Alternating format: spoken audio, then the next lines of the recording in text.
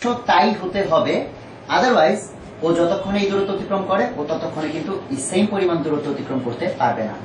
Same পরিমাণ করতে গেলে এই বেগটা আর এই বরাবর বেগটা সমান হতেই হবে। আমরা সেই কনসেপ্টে অঙ্কটা করলাম। তো আমি এখন উপাংশের পর চলে যাচ্ছি ভেক্টরের গুণন। এটি আমাদের ভেক্টরের লাস্ট টপিক। তো আমরা জানি যে ভেক্টরের গুণন দুই রকম হতে পারে। এই ধরনের চিহ্ন দিয়ে আমরা বুঝাই ডট গুণন, যার ডেফিনেশন হচ্ছে এ বি cos থিটা। আর আরেক ধরনের গুণন যেটা তোমরা জানো a ক্রস b, সেটা হচ্ছে এ বি sin থিটা। এবং এই গুণনটা করলে একটা স্কেলার না, একটা ভেক্টর পাওয়া যায়। দ্যাটস ওয়াই এই মানের সাথে আবার একটা একক ভেক্টর গুণ করতে হয়। আর যারা বুদ্ধিমান তারা এগুলো নিয়ে আবার চিন্তা করবা, cos থিটা sin থিটা কেন আসে, ফিজিক্যাল মিনিং কি। ইঞ্জিনিয়ারিং লেকচারে অবশ্য আমরা এত ডিটেইলসে যাব না, বাট চিন্তাশীলদের জন্য এখানে অনেক কিছু চিন্তা আছে। তো আমাদের এই যে গুণনগুলো, এই গুণনগুলো দিয়ে আমরা বেশ কয়েক ধরনের অঙ্ক দেখব। তো এখানে একটা কমন ধরনের অঙ্ক হচ্ছে গুণনের এই থিওরি ইউজ করে, সেটা হচ্ছে যে মধ্যবর্তী কোণ নির্ণয়। দুইটা ভেক্টর যদি উপাংশের সাহায্যে দেওয়া থাকে তখন খুব ইজিলি এই ফর্মুলা ইউজ করে মধ্যবর্তী কোণ বের করা যায়। কারণ তোমরা মনে করে দেখো একটু, a ডট b এর এরকম একটা ফর্মুলা তো ছিল, এটা বেসিক ফর্মুলাটা। সেই সাথে কিন্তু আরেকটা ফর্মুলা ছিল, সেটা ছিল ax bx plus ay by plus az bz। কি মনে পড়ে? এই ভেক্টরের যে উপাংশগুলো x অক্ষের দিকে, b ভেক্টরের যে x অক্ষের দিকে উপাংশ, তাদের গুণফল y এর গুলোর গুণফল z এর গুলোর গুণফলের যোগফলের সমান।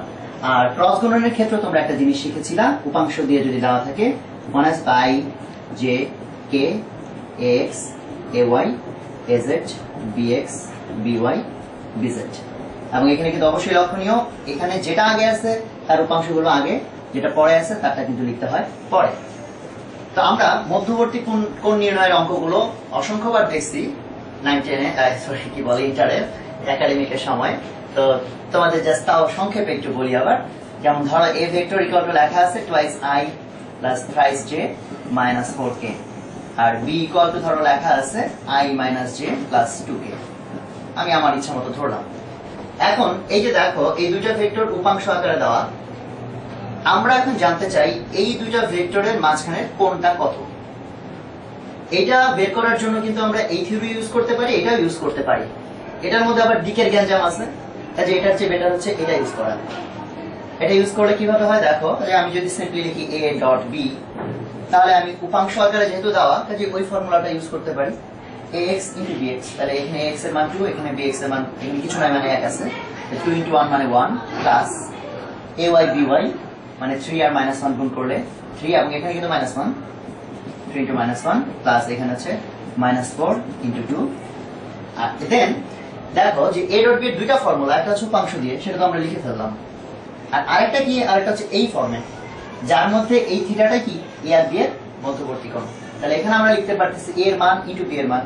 a এর মান হচ্ছে, এই হচ্ছে a ভেক্টর, তাহলে অলরেডি তোমরা জানো এটার মান হবে 2 square plus minus 3 square plus minus 4 square into b এর মান, একইভাবে b এর মান হবে 1 square plus minus 1 square plus 2 square into cos theta equal to, এই পাশে যা আসে আর কি, এই পাশে আসে কত 2 মাইনাস 3 মাইনাস 8, 2 মাইনাস 3 মাইনাস 8।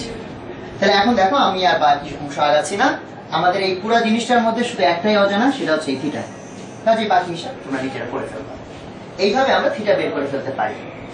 এখন দেখো যে এটা একদম সিম্পল অঙ্ক, সরাসরি দুইটা ভেক্টর দিয়ে তোমাকে বলেই দিচ্ছে মধ্যবর্তী কোণ কত। কিছু কিছু ক্ষেত্রে এই সেম অঙ্কগুলোই আসবে, একটু ল্যাঙ্গুয়েজটা হয়তো একটু কঠিন করে দিবে বা একটু অন্যরকম করে দিবে। যদি তোমার বেসিক ঠিক থাকে তাহলে তুমি ঠিকই ধরে ফেলতে পারবা। যেমন দেখো আমাদের লেকচার শিটের পেজ নাম্বার 10 এর প্র্যাকটিস প্রবলেমের যে 2 নাম্বার অঙ্কটা, আসলে একই রকম অঙ্ক, ল্যাঙ্গুয়েজটার মধ্যে একটু ডিফারেন্স আছে। ওখানে বলছে a ভেক্টর হচ্ছে twice i plus twice j minus k। প্রশ্নটা পড়ে যাই, a ইকুয়াল টু এত হলে x অক্ষের সাথে এই a ভেক্টরের কৌণিক ব্যবধান কত। এটা আর কিছুই না, ভাষা দিয়ে জাস্ট একটু গোলমাল করার চেষ্টা করা হয়েছে। যে কোনো একটা ভেক্টর, মনে করো এটা হচ্ছে a আর এটা মনে করো x অক্ষ, তাহলে বলছে এই a ভেক্টরের সাথে x অক্ষের কৌণিক ব্যবধান কত। কৌণিক ব্যবধান মানে হচ্ছে x অক্ষ আর a, এই দুইটা ভেক্টরের মধ্যবর্তী কোণটা কত। একটু আগে অঙ্কে দেখো দুইটা ভেক্টর দেওয়া ছিল, তারপর বলছে তাদের মধ্যবর্তী কোণ কত। এখন কিন্তু দুইটা ভেক্টর দেওয়া নাই, একটা ভেক্টর দেওয়া